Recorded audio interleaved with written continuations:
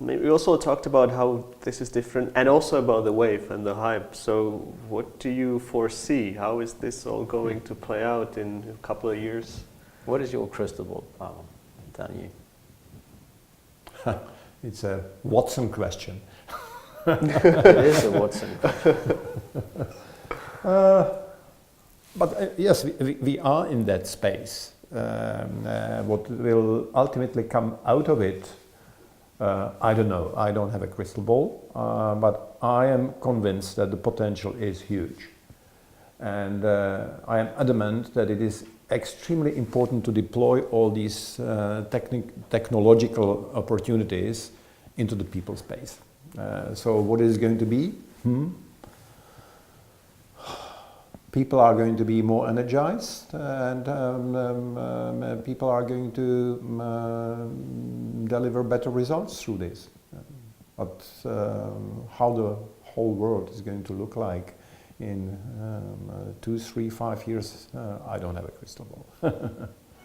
See, we often talk about disruption of industries because everybody sees that happening. The reality is, if you look on robotics and AI and the debate that's going on, Industry 4 and yep, industries and creative destruction, if you may. Actually, the disruption and the disruptive power for professionals out there is no less. And actually, people need to make a choice. Am I going to look at my own relevance and fight for that relevance the same way a business has to do, by transforming myself? Is really the pretext here, because the evolutionary pressure on businesses translates directly into evolutionary pressure on people. Well, I have a graph on that. On one side, you have the technological advances following the Moore law, and then you have the social construct, which is drifting, and the gap in between of that, that means the human construct, the society, and the technological advance is increasing and will increase. And I believe that the speed of change in our area of business is going to be exponential. Catching up or using far better the technology which is available out there.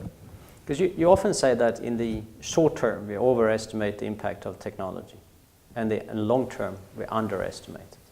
So my little thought on crystal balling this is 5 or 10 years out, what we are describing here by having smart data, not big data, driving people decisions inside businesses will be the established norm.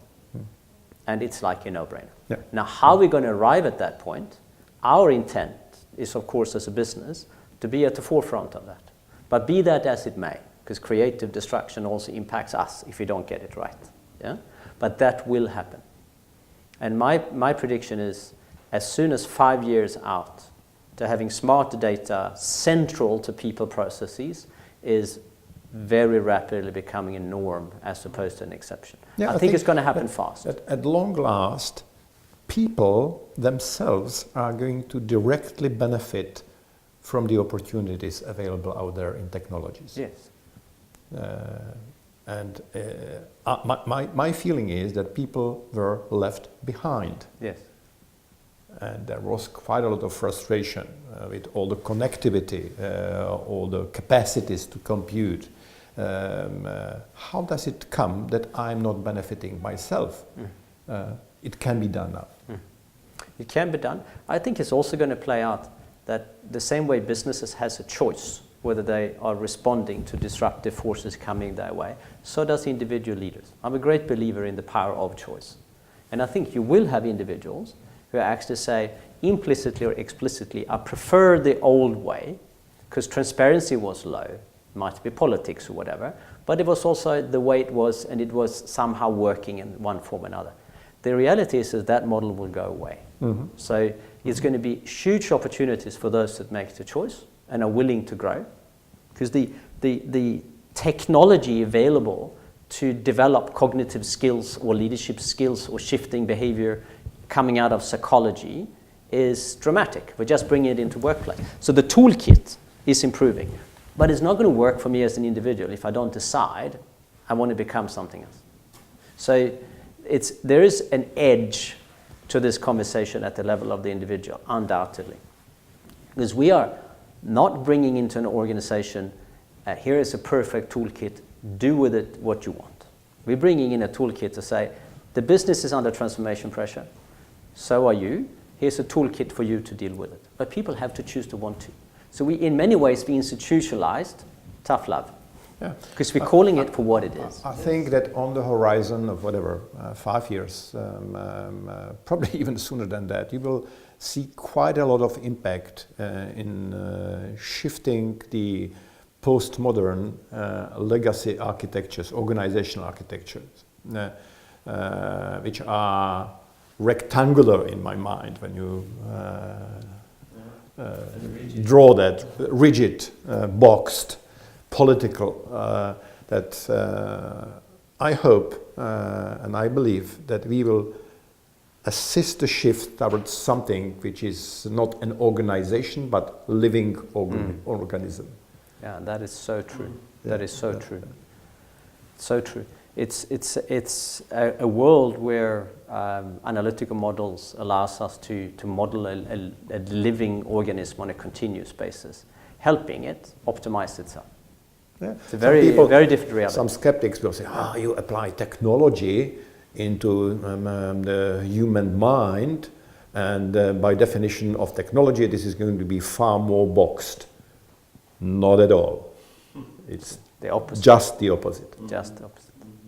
It's just the opposite. Let me make one prediction here, based in our experience. The predictive power of our algorithms will hit an inflection point in 2 or 3 years from now. And the reason it's happening that fast is because of the analytical tools we have available to us that was not available 2 or 3 years ago at actually a very moderate cost. So the machine learning platforms that we can build today are just, they would have been NASA and Pentagon 10 years ago. So that is available. The other is that there has been very little information, proprietary information available on the people side. We are now making that available. And those algorithms really, truly are going to start to do amazing predictions relatively soon.